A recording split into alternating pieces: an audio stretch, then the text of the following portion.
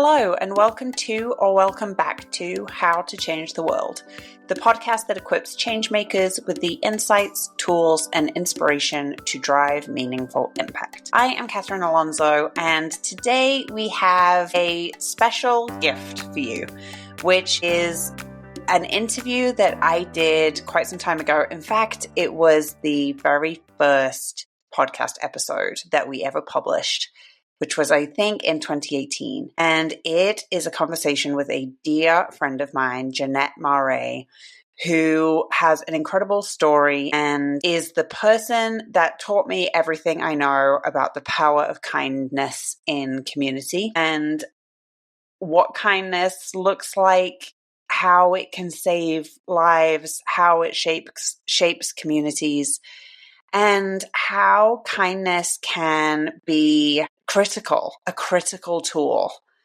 when things are hard. And things are hard right now. And so I thought this would be the best time to share this episode with you again. Like I said, it was the first episode we did in 2018. Jeannette has been back since as a guest on 2 other episodes, but this first one still remains one of our most popular episodes. And I go back and listen to it when I really need a reminder of the power of kindness and how it really does shape the fabric of our society. And I thought that with everything being so uncertain right now, that it would just be kind of a gift to share it with everybody. So I wanted to do that, and I hope that it brings you some hope and some inspiration in your day and enables you to reconnect with the powerful work that you do and the difference that you do make in the world every single day, no matter how useless it might feel sometimes. And as always, I want to ask you that if you enjoy the episode, to please leave a 5-star rating and review in whatever podcast platform that you listen to. And I want to read a review that we received. Phoenix Ed said, "I love that this podcast gives me useful tips and information that I can use in my job and my community. I really appreciate that the host keeps it positive and hopeful in these difficult times. Best podcast I have found in a while." Phoenix Ed, thank you very much. Of course, we love every positive rating and review, all of them. We're so grateful. And thank you to those of you that are leaving reviews and giving us a 5-star rating. It really helps us reach new people. So I appreciate it. And of course, I really enjoy every single one. But this one really hit me in my heart because that is what we are trying to do here on How to Change the World, is to not only provide useful tools and tips that you can use in your day-to-day work as change makers, but also to provide some hope, positivity, and inspiration when it can feel like all is lost. So to know that we are doing that, at least for one person, means a great deal. So without any further ado, I want to share this conversation with Jeannette Maré, and I really hope that it gives you some self-care and just an audio hug in your day, no matter what you're doing. And as always, thank you so very much for the work that you do in your community. It truly does change lives, even if it doesn't always feel like it. Without any further ado, my conversation with Jeannette Maré. The podcast. Thank you so much for joining us today. Well, I am excited to be here. Thanks for asking me to come on. I'm so excited to talk to you. You're one of my very, very favorites, and everybody's about to hear exactly why, because you do phenomenal work and you're a phenomenal person. And so your email address is bensmom@bensbells.org. And so tell us about Ben and Ben's Bells. Well, Ben is the second of my 2 sons. My first son's name is Matt, and Ben was born on Matt's 3rd birthday. I read somewhere that 3 years is the perfect span between babies, and so I took it literally, did it to the day. I had sort of a simple, happy little life with my family and my little boys. And when Ben was nearly 3 years old, he had a cold, and I wasn't worried about him at all. And it turned out that he had the croup, and he had a bad case of the croup that caused his airway to swell shut, and he died suddenly and unexpectedly. exactly 2 months before his third birthday. And so it was, what started out as a normal day, which I think is sort of a common, theme that people bring up when they've experienced a tragedy, because it's sort of one of those, sort of surreal. How can you be going through life so normally and then all of a sudden it changes like this? And that's certainly how it was for us. It started as a normal day, and 24 hours later, our son had died. And so we were thrown into this just tremendously difficult grief experience that nobody is prepared for. And I was not prepared for it. And I didn't know how to survive the amount of pain that I was feeling after his death. But I knew I needed to survive it because especially my little almost 6-year-old needed me too. But other people obviously needed me too as well. And it was in that sort of the darkest time in my life that I started understanding kindness in a really different way. I think kindness gets sort of a fluffy, soft, rainbows and butterflies kind of rap. And my experience after Ben's death was that the kindness was completely life changing.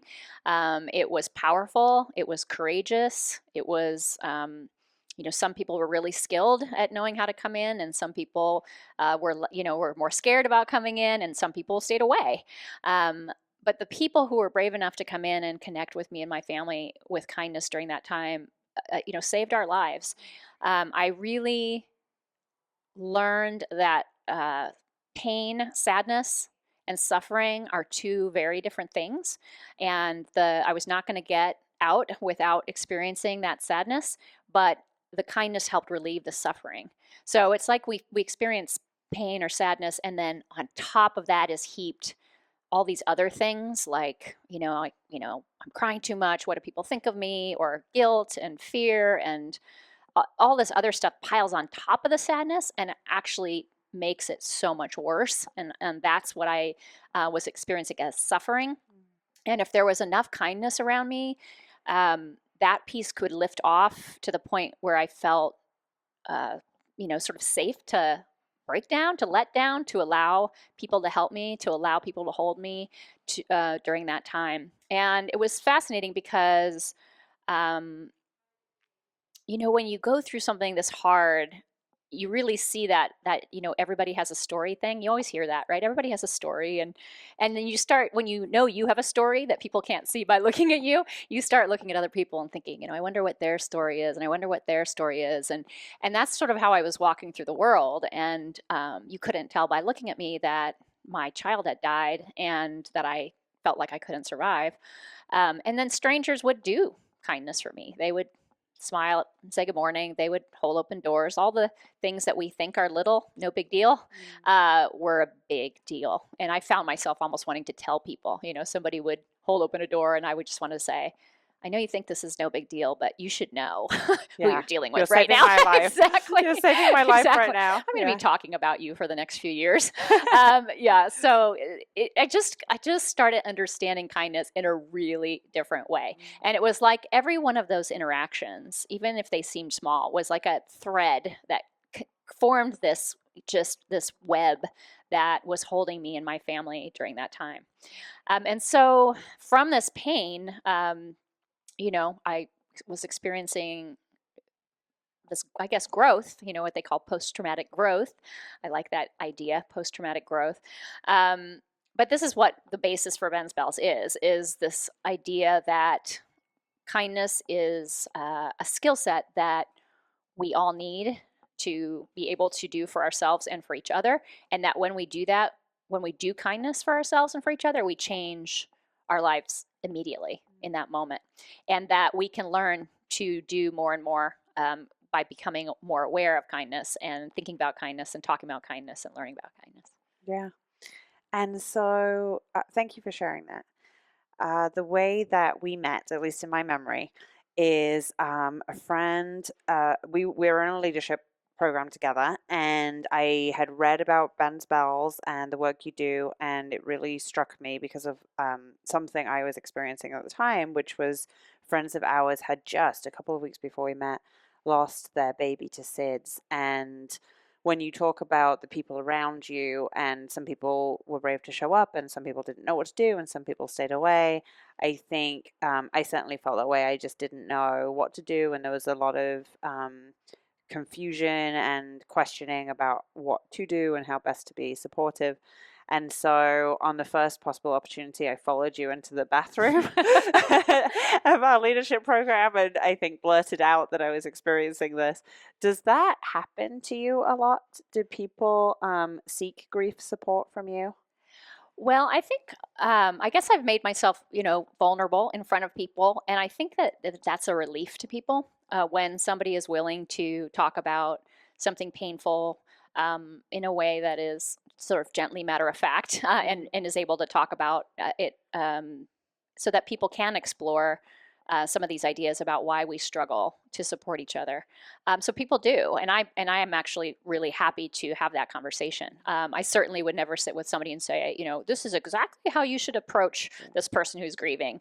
But I can certainly share some ideas and some thoughts. I'm a linguist by training, so I have some background in linguistics and discourse analysis and politeness theory. So I have a little bit of a academic side to that too, and it's sort of fascinating for me to put my academic training and my life experience together to ask the question, why is it that we struggle so much with condolence and supporting each other?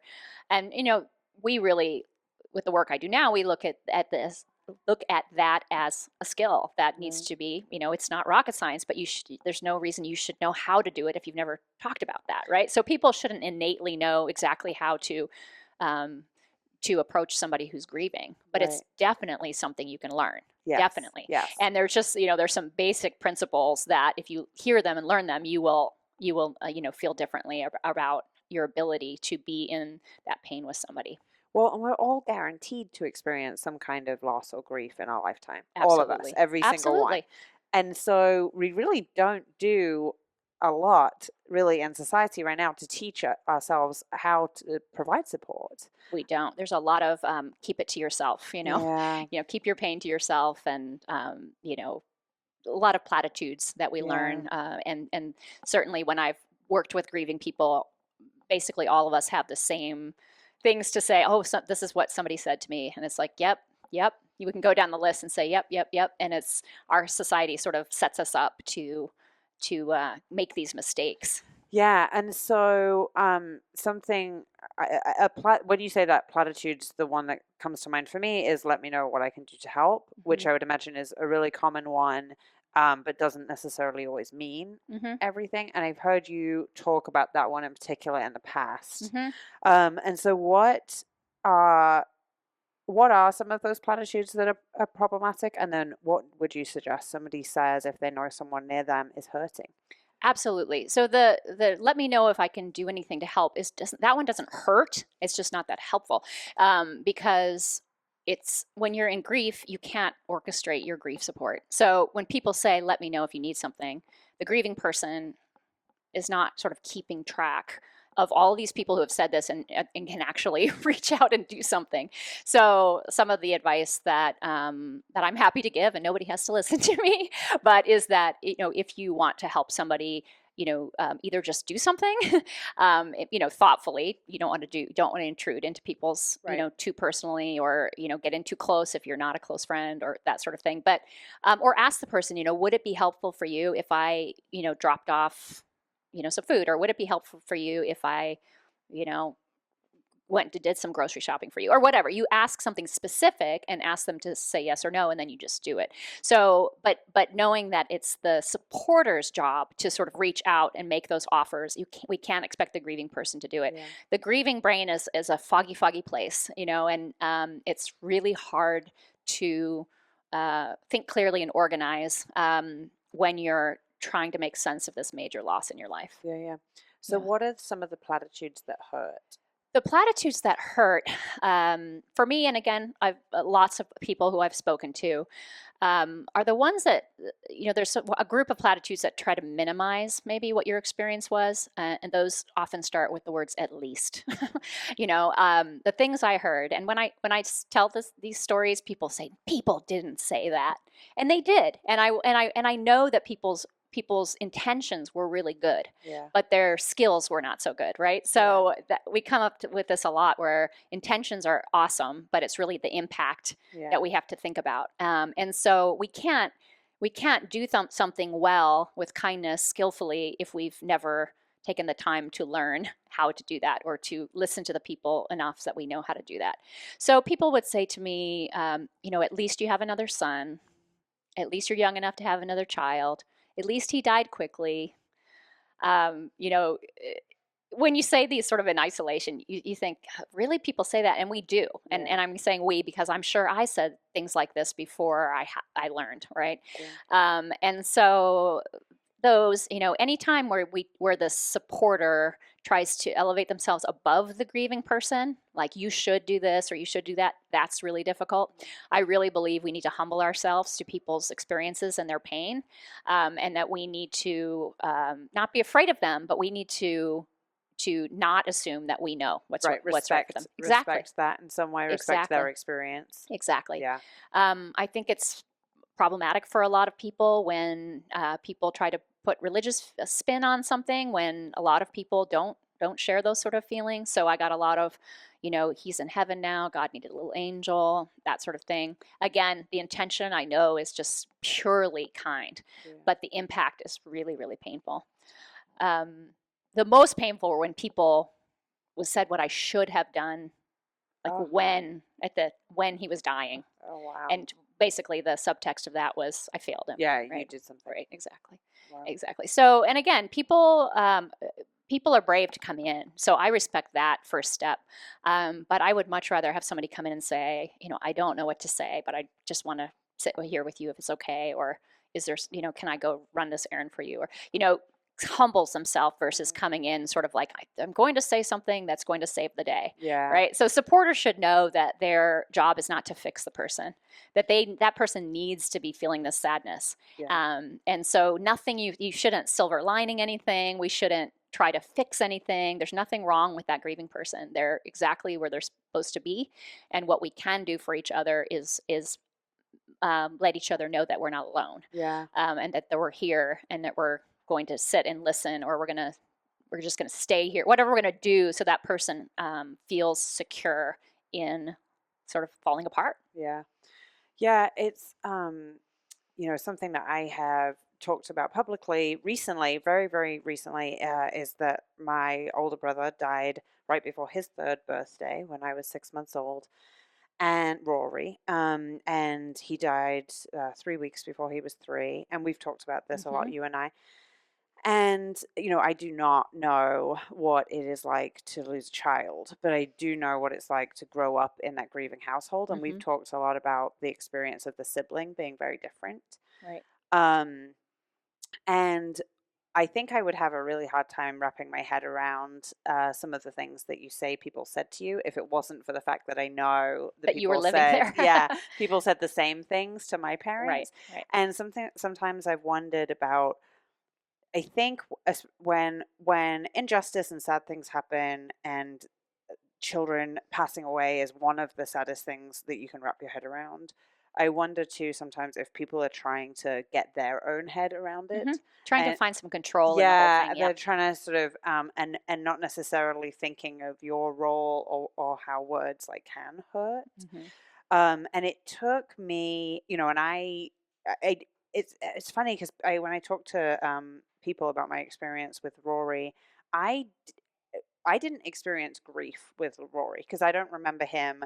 I grew up knowing that he existed, and he died. I grew up knowing he was a part of our family and that he was very loved, and we talked about him often. But it wasn't that my experience wasn't one of loss.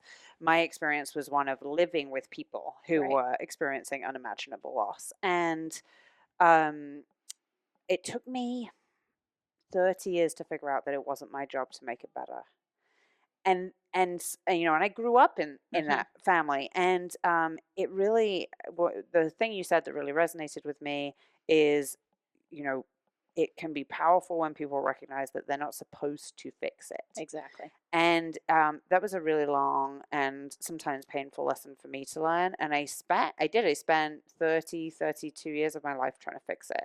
And it wasn't until I realized that that was never what I was supposed to do that it relieved some of that pressure. Isn't it amazing? I've heard it succinctly said that the resistance of sadness causes suffering. And so, not only do we ourselves, when we're grieving, want to resist it, but the people around us want to resist it too. And so it's like we're all sort of trying to push back on this inevitable sadness, that if we can just set ourselves up to support each other, feeling that sadness is a relief almost to that, fighting against it. I remember this sort of transition in my grief where I realized I was feeling the sadness sort of more purely, more like waves. Like the sadness was always there, but it would come stronger. And if I didn't fight against it, like if I just said, I need to go for a walk, or and then it would sort of wash through, and then I would be okay. And, and I learned that I was okay in the sadness too. That was huge, that in the sadness, I wasn't going to die. Because it feels like you're going to die. You feel like, and for me, I think it's that suffering, that just terror. And when I felt safer, I could just be sad. Yeah, I could just be sad and not have to worry about being sad. Yeah. Does that make sense? Yeah, it does. Yeah, It does. it's like we layer these emotions up over the sadness because we're so scared of the sadness. Right. Yeah. And I would imagine that, of course, when Ben died, you lost your son, but you also lost everything you thought was going to happen. Mm-hmm. You lost everything you thought life was going to be like. Maybe not everything, but a lot. It changes everything. Yeah. It really does. I mean, it becomes part of who you are. A grief like this does. You're always going to be a mom who's lost a child, and that experience is always going to be one of the most profound experiences of your life. But I do push back on this idea that you're never okay again. I hear a lot of grieving people say, and of course, I respect any grieving people say whatever they want about themselves, but people say you never get over it. And it's true. You don't get over it, but that's not what you do. But you can incorporate grief into your life and into your person, and live a joyful and whatever you consider successful life. Absolutely. And I think grieving people need to know that. Like, I consider my life right now very meaningful and very rich and very full of joy and very full of sadness. But I have the ability to move through those experiences without a lot of terror, a lot of fear, like I had before. Yeah. So I really believe that through kindness, we can surf these waves in life. We can do it. Not feeling great all the time. I don't think that's the point. Yeah. But we can do it well, and we can do it together, and we can help each other do it. Yeah. Well, this is why I love, and I'm so powerfully moved and such a huge supporter of the work that Ben Spells does. And I want to ask you a little about Ben Spells. specifics, about Ben Yep. Spells and what Ben Spells does. And we've talked a lot about this too, you and I think that my mom's experience has been sort of very different, and I find myself sort of craving for her, that she'd have had people around her with more developed kindness skills. And by people, I sort of mean society. Right. And so tell us a little bit about the work of Ben Spells and how it came to be. So let me start with what a Ben's bell is. Yes. So I think that it's probably a fairly common experience that after we lose somebody we love, that we want to do something in their honor, in their memory. I know that most parents I've met who have experienced the death of a child feel that way. And I had that feeling really strongly. I wanted to honor him. And so through a series of events, I came up with this idea for what we call a Ben's bell. And the kindness that I spoke of earlier is what inspired it. But Ben's bells are these really beautiful wind chimes, and the pieces of them are made out of clay. And we started doing this in my backyard, in my garage. I had a friend who had a kiln, and I had a little bit of ceramics experience. And so we sat in my garage and, sat and chatted and made these pieces for Ben's bells, and then strung them together into these really beautiful wind chimes. And then on the first anniversary of Ben's death, we hung out 400 of these bells around Tucson, Arizona. And each one had a tag that said, "You have found a Ben's bell, take it home and remember to spread kindness." So it was this random art thing out in public, right? And people, we hung them in parks and along the river path and grocery store parking lots and just, in public places. And we did that to celebrate Ben, and we did it with our friends and family. I think there were probably about 40 or 50 of us that day. And what happened was the people who found the bells had stories of their own about why the message was significant to them, why kindness was important to them, what finding the bell meant to them. And so we realized that we had sort of struck a chord. People were reacting really powerfully to the simplicity of this message, and were just thrilled at the idea of finding a piece of art out in public. And so the organization, well, it wasn't an organization at that point, it became an organization, and it just grew and grew really organically because more and more people wanted to get involved. We had to move it out of my garage because we couldn't, take public there, and we opened a little studio and started making them. And so Ben's Bells grew and grew and grew. Now today it's almost 15 years later, and really the heart of the work we do at Ben's Bells is kindness education. And kindness education in academic fields and stuff has different names: social emotional learning, emotional intelligence, character education, that sort of thing. And so we now provide kindness education materials, the research, wonderful activities and ideas to schools, to businesses, to individuals and families, to neighborhoods, to anybody who wants to use this programming. And the idea is trying to make the practice of kindness a way of life. And we talk about intentional kindness. We love random acts of kindness, but in the way we define things, that's sort of more of a type of kindness. So a random act of kindness is, putting that quarter in somebody's meter, which is great. That stuff is so wonderful and important. But we're also talking about kindness with, your spouse and your boss and your teenager and people who are really hard to be kind to. And so really practicing kindness as a part of our everyday life. We want kindness to sort of be in the air, using kindness as a lens to think about wellness for, how we care for ourselves and each other. And so we do it all throughout the community so that the messaging can be reinforced in many ways throughout people's day. Yeah, that's beautiful. And you just never know what you're doing for somebody. I was thinking about you this morning. I went to yoga, to hot yoga, and I didn't eat last night. I didn't eat properly last night, and I was stressed about something, and I had a funny turn in yoga and got super lightheaded and had to sit out part of the class, and then carried on and was going about my day and about my class and not really paying attention to anyone around me, very focused on what was going on in my mind and my body. And then at the end of the class, the woman next to me, who I had barely really sort of noticed, said, I was worried about you through that whole class. Are you okay? Do you need to talk? Is everything all right? Can I get you anything? And just her asking, it meant so much to me. And I went and found her and said, I have to say, it just meant so much to me that you asked. And for her, I think it was probably more random than intentional. It was just in her to care so much. But man, these little seemingly invisible things that happen between us are incredibly powerful. And then also the absence of them can be absolutely powerful. Yeah, we in the work we do, we do use a lot of science, and it's really, really, I think, helpful and fascinating to really remember that we are animals, and that one of our biggest longings is to belong and to be connected. And so when people when people notice you, when people see a need and they fulfill it, when somebody sees you walking down the sidewalk and step aside so you can walk on the sidewalk, those moments, and in the literature they call them micro moments sometimes, but we think they're small, but they're absolutely the foundation for a healthy community. Because what it says is, I see you, you're part of this community. I see you. I see a need. I'm going to meet the need. And if we just do that with each other, just imagine.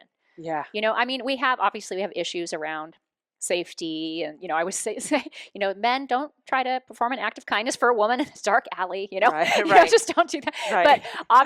But we can learn so much, more about how to connect with each other in ways that are okay, because that's also an important conversation, is how do we connect with each other? Because we have different needs. Sometimes we need the sort of camaraderie, togetherness feel. Sometimes we need sort of an independent, more respectful sort of connection. And so we don't know how to do kindness right unless we learn about each other. And that takes a lot of listening and learning and growing. Right. And so let's say, for example, because sometimes something I've heard you say, and I think it's so true, is sometimes it's kind to go to somebody and connect with them. And sometimes it's kind to give them the space that they want. Mm-hmm. And so how do you distinguish which one is kind in any given moment? You have to learn about the person individually, about a group of people. So we can talk about learning to speak with grieving people as sort of a general kindness skill set that you can learn, but then of course you need to learn about this individual. So if you're somebody I know who's grieving a major loss, I'm going to think about how well do I know you, right? If we're sort of acquaintances, I think it's going to be really kind for me to maybe drop off food at your house or send you a card or something like that. But it's not going to be kind for me to bring food to your house and come in and invite myself in to eat with you. Does that make sense? Yeah, it does. So how do we connect with each other without imposing upon each other? And so that boundary piece, although people might not think about that as kindness, is vital to kindness, right? So we have to get to the platinum rule. Have you ever heard of that? The platinum rule. So the golden rule, right? We all are familiar with, was treat others the way you want to be treated. Well, that's nice, except that we all don't have the same needs, and certainly not everybody wants to be treated the way I want to be treated, right? So the platinum rule takes it a step further, and it's treat others the way they want to be treated. So for example, if I'm a huge extrovert and you're my buddy, but you're an introvert, it's not kind for me to throw you this huge birthday bash with all these people and have a plan for you to give a speech. It's just not kind, right? Right. So I need to, in order to practice the platinum rule, I would need to do a party that you would want, right? So it's going to be a small gathering with a few close friends, and right. So that's sort of a very light example, but we have to learn to do kindness in the way that it's actually kind to the recipient, and that the recipient can receive. Yeah. And I think a lot of the time, we sort of are unaware of that level of things, and we sort of just assume that people need what we need. Yeah, one of the other things I've heard you say, which I think is incredibly accurate, is that kindness is difficult. This is not an easy thing, and it's not the same as being nice. Right. And so what is that distinction for you between kindness and niceness? So niceness feels more superficial. It can be about pleasing, right? So for example, you could ask me to do a project, and maybe I'm already overwhelmed with the work I'm doing. I'm already don't have enough time with my kids. I'm stressed out. To be nice, I might say yes, right? Because I want to please you or whatever. But that's ultimately not going to be a kind response, because I'm going to be stressed out. I might end up even resenting you. I'm going to have not doing it. Right. Or not doing it well. I'm not going to have time with my kids. So kindness is sort of a more of a greater good kind of thing. Niceness can also be sort of manipulative, right? You might be nice to someone to get something you want, right? Yeah. Niceness wants things to be really neat and clean, and does not like anything uncomfortable, whereas kindness is going to be willing to maybe have an uncomfortable conversation in order to make progress toward a goal that's good for everybody. So niceness is not what we're after. It's not what we're focused on at Ben's Bells. I think that we don't need a lot more nice people in the world, but we need a whole lot more kind people in the world. Yeah. So kindness is going to, kindness will ask tough questions. What does kindness have to do with racism and sexism and all the isms? Well, a lot, a lot, right? And so in order to figure out what and how we connect with each other in those spaces, we have to be willing to, get a little vulnerable. Right. Yeah, there's a lot going on in the world right now. Absolutely. And so what is the role that you see kindness playing in alleviating those pains? Well, I think kindness can allow us to, when we look at kindness as a skill set, then that in itself defines the kindness practice and the doing of kindness as a sort of a growth mindset sort of thing. Mm-hmm. So that in itself says that I need to learn something. Right. So if I want to be, and I'm a white person, I want to be an ally in the fight against racism, I can't sort of golden rule it and Blair in there and do what I think should be done, right? I need to listen, learn.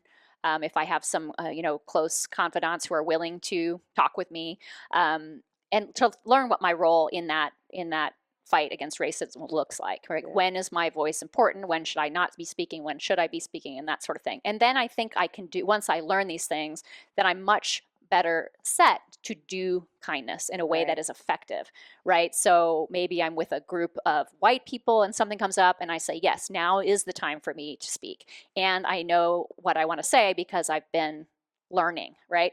And so I feel more skilled, right? I think that when we don't look at it as a skill set, we go into these fraught situations unskilled. Yeah. And so then it's like we these tricky brains of ours just sort of go, at each other and everything gets worse. Yeah. So, it's just like a person would come to a grieving person. If they didn't know what to do or say, they would feel really awkward and either say the wrong thing or completely avoid it. Yeah. We could say that about really any situation where we don't know what to do. Yeah. Right. So I used to work in the deaf community a lot. Mm-hmm. And so I was immersed in the deaf community and deaf culture and learned so much about the deaf community. And then I was able to see the hearing community through different eyes and see the sort of mistakes that people would make over and over again, the way people would avoid, or, the things that they would say that, with good intention that didn't come off that way, And so I think that kindness helps us solve the problems of the world because kindness says we have to do this together and we need to figure out what our role is in certain places, and then it's a skill set. So we have to do a lot of learning in order to do it well. Yeah. And so how do people improve the skill set? Well, I think first by acknowledging that there's learning to do. I think that sounds like an obvious thing, but our culture is really, very strongly says that, in order to seem like you know what's going on, you should always act like you know what's going on. And, you need to be right. And there are people, and, I admit to used to being one of these people. I think I've gotten a lot better about it, where, you think you're supposed to know everything all the time, right? You're sort of raised with this idea that being wrong is not okay, making mistakes is not okay. And I know that I'm not the only person that was raised that way. But I think acknowledging that this is something to work on is the first step. And then, having conversations around what does kindness look like in this space? If this space, whatever that space is, right? Is it a gathering of activists? Is it a problem-solving session with a bunch of elementary school kids, whatever what does kindness look like in this space? What would we feel like if this space was really kind? And then we have to get some expectations about how we plan to treat each other in that space in order to do that. And again, kindness doesn't mean you don't share your opinions, or you don't disagree, or you don't, passionately advocate for what you believe is right. But it's just understanding sort of how our brains work, and then being able to do that in a way that's hopefully effective and maybe even kind, right? Yeah. So, we talk about civil discourse and the lack of civil discourse, and it's true. I mean, I just don't think we've given people the opportunity to learn that skill set about what would it look like to have these really tough conversations. And again, that doesn't mean being a pushover. Right. Yeah. And so we're currently living with a president who I don't think anyone would describe as kind. Exactly. And so what do you see, what's your experience been over the last year or so of living under President Trump, and what that is doing for our discourse and also just people in community? Well, I think that it has really illuminated that we actually do believe in kindness. Yeah. Even in politics, right? Because it's like, whoa, wait a second. Really, when you think about it, policies should be around, solving problems for people, helping people. So our arguments shouldn't be, around should this be kind or not kind. The argument should be, which one of these solutions better is kinder for our people, right? Yeah. And we should have passionate arguments about that. But it's it's just so clear that that's just not where we are. And so, in a, sort of a sad way, it's really, really emphasizing that we do believe in caring for ourselves and each other, and that kindness does matter even in politics. I think it's, a painful way to maybe learn that lesson, but I also see a ton of kindness happening in the pain of it, right? In people who are coming together, who are trying to solve these problems, who are trying to figure out better ways to use their voices. I think that we have to sort of experiment around, what do we do with our anger? What is the and when I say kind, again, it doesn't mean soft or weak or anything, but it means the best way to sort of serve the greater good. And and there's nothing wrong with anger. But how do we use that anger in a way that is the most effective, right? Yeah. So we can actually do change. And I think that there's actually a lot of kindness happening, and even probably more than we realize. And that when we get through this really strange period, I think we're going to have stepped up a notch in our ability to create the communities that we really, really want to live in. That's great. I hope for that. Well, you see people doing amazing things, do. right? And, if you look locally and if you try to, really see what's happening, people are looking out for each other. And, and we're having important conversations around taxes and money and how do we take care of each other better. And these votes might not go the way everybody wants them to go, but, hopefully we're really, really understanding what we value. Right. Yeah, that's a really great way of looking at it. Another way in my mind when I think of the intersection of politics and kindness, and I think certainly politics could benefit from more kindness, was of course when Congresswoman Gabby Giffords was shot in Tucson, and Ben's Bells was started in Tucson, and now you're in Tucson, Phoenix in Arizona, and Newtown, Connecticut. So what was the experience from your point of view on January 8th when Gabrielle Giffords was shot? Well, by that time, Ben's Bells was sort of established in Tucson, and a lot of people knew about Ben's Bells. And I think, really, I found a bell and really liked it, but maybe didn't understand the sort of depth of the mission and the meaning and how important it was, where it came from, what it was born out of. And it felt like when, these beloved community members of ours were killed and injured, that community-wide people sort of got Ben's Bells in a different way. And really, we became an organization in Tucson that could provide a place where people could come and sort of process some of their grief and their feelings and do something that was productive and beneficial for the community. And so people just flocked to our studios and helped make Ben's Bells, and we hung out about 1,400 around Tucson. And again, we don't think this, this bell is going to save the day, but there is powerful symbolism in the, we're in this together, and we're looking out for each other, and we're in this pain together, and we have each other. That's powerful, right? We have each other. We're here for each other. Yeah, and it sort of goes back to what you were saying about the difference between pain and suffering. Right. And the loneliness and feeling alone is an unnecessary part of pain. That's suffering. And we can be with each other through that kind of suffering to make Absolutely the sadness more pure, as you said. Absolutely. Yeah. So it was, it's just one of those, world-changing things, and it was a huge event in our town. And then also, pain happens all the time and all around that we don't see. So always really conscious to acknowledge that that people have their tragedies that nobody knows about, and so to just sort of go through the world knowing that all around us people need kindness. Yeah, absolutely. So, this is a podcast about change.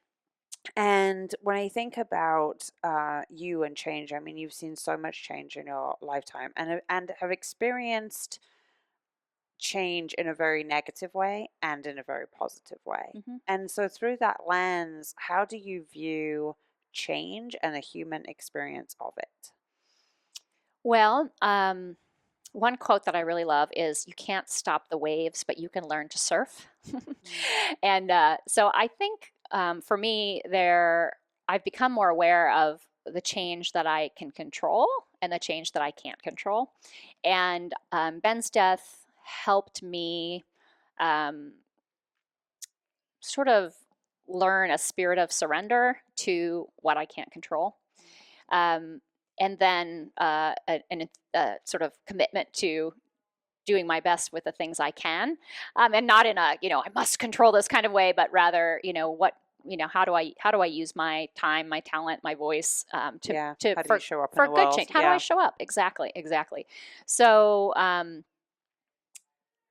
so I don't feel scared of change, and I think maybe that's a gift from Ben's death too. When your core has been sort of shaken in that way, I can say, well, this doesn't scare me anymore. What else could possibly scare me, right? Right. And that's not that I am never scared, but I very really am much better at accepting change. We at Ben's Bells, we acknowledge that change is happening all the time and rapidly. We have it on our job descriptions, that you need to work at Ben's Bells, you need to be willing to, work in a sometimes ambiguous, fast changing setting. I think that change is a constant and it's happening all around us, and it seems to happen faster and faster with technology. And so embracing it is, I think, a really good first step is, accepting it, first of all, accepting that that's how it's supposed to be. I think it's a real disservice when we teach our children that life is supposed to sort of go in this nice uphill direction, and you're just supposed to be, I think that's a disservice because nobody's life goes that way. It's not negative to say, what, your life's going to be up and down and all over the place, just like everyone else's, and that's okay. Because if you think you're just supposed to, go through high school and then go to college and then get a good job and then you're supposed to have a family and everything's supposed to be just groovy for the rest of your life, you feel like a victim when something happens to you. For me, I much prefer the idea of the waves and the surfing. If I can learn these kind of skills, those are my surfing skills. I can learn to calm myself. I can learn to take care of myself. I can learn to help other people when they need help. I can celebrate people. I can celebrate things, and that it feels like that's ultimately what I can control is how I respond to change in the world. And so how can we equip the people around us, our families, our children, our teams, our coworkers? How can we equip those people to deal with and face change head on? Well, I love starting with understanding how our brains work, because I think it gives us sort of a place to look down in our brain and sort of almost laugh at the things that upset us sometimes and the way we react to the world, because our brains have evolved, as again, we're animals, and our brains have evolved to be very sort of self-protective and to be very, very adept threat detectors, right?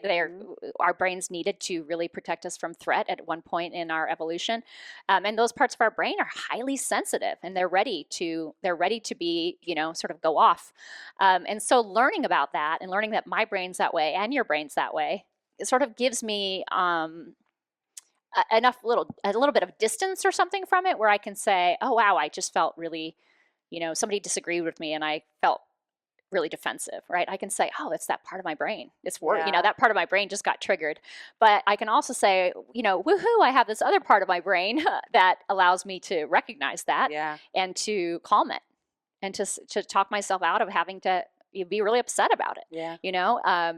And that's exciting. So I love starting there with the brain. So another phrase I love is tricky brain, understanding tricky brain, reptile brain, however you want to refer to it. This tricky brain of ours that sometimes make problems where problems don't exist, makes us sort of knee-jerk react to things but that we can learn a skill set around calming. Yeah. So I think starting there and working on these sort of calming skills are great for handling change, right? Because change is going to trigger that tricky brain into fear and into possibly being defensive, depending on what the change is. And so having a skill set around recognizing that and calming it could go a really long way. Yeah, absolutely. And then when you're in an organization that's changing all the time, as Ben's Bells is, how do you know which are the good changes and which are the ones that you need to tackle? Um, I think that once you sort of get a sort of foundation and a base in your organization where you're really clear about what your mission is and what your work is, and you've worked on your internal culture enough that you can feel the when it's working, and you can feel when you're really on point, when you're in your mission, that it's really not that hard to recognize when something's not fitting.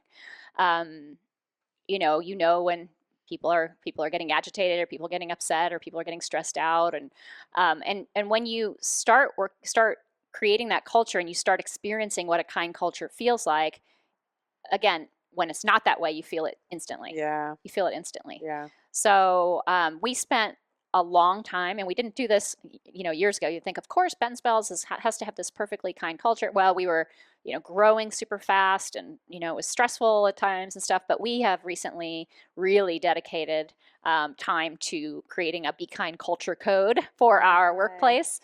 This sort of thing can be created for your home, your family, your school, your, club, whatever, where we talk about, if we want this to be a kind place, what does that look like? What will we notice when, how would you know this is a kind place? What would you see, feel, hear, touch? And then what do we need to do to make that happen? So we have that really spelled out in our culture code. Yeah. And so we have our internal code, which fits our mission, and our mission for the organization, for the world outside of the organization, and those sort of serve as our guideposts, I guess. Awesome. And if people want to know more about Ben's Bells, kindness, how they can integrate kindness with their people into their lives, where do they go? What should they do? Absolutely. So our website is bensbells.org, and we have a lot of resources there. We have programming for schools called Kind Campus. That program is completely free to schools, and it can be used anywhere in the world. It's in English, so it would need translation if it was not an English-speaking country. But Kind Campus, we have Kind Colleagues for workplaces. We have tools for kindness downloads on the website that people can just use at home with their families. Lots of great references and resources. Some of the other websites that we love are the Greater Good Science Center out of Berkeley, Making Caring Common out of Harvard, University of Wisconsin has the Center for Healthy Minds, where there's all of this fascinating research going on about our brains and our minds, and about how these pro-social skills like kindness really, really change our lives. That's awesome. And thank you for that. And so my last question is, if you could see one change in the world, what would it be? Oh my goodness. Well, I guess there are lots of different ways you could answer this, but I think a good starting point is sort of self-awareness. So if we could all have the space in our heads, in our lives, that we need in order to be able to sort of become aware of what's going on in our own head. It's striking what the research says about how little we are conscious about what we're doing, how habitual we sort of are, and how we sort of just go through the world without awareness.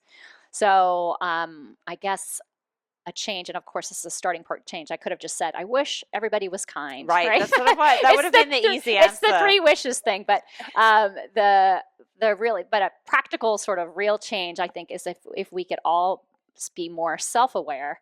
I think that's the basis for then other awareness, empathy, and compassion, and then the ability to do kindness from there. Wonderful. Jeannette Maré, thank you so much. I so appreciate all of your time. I loved it.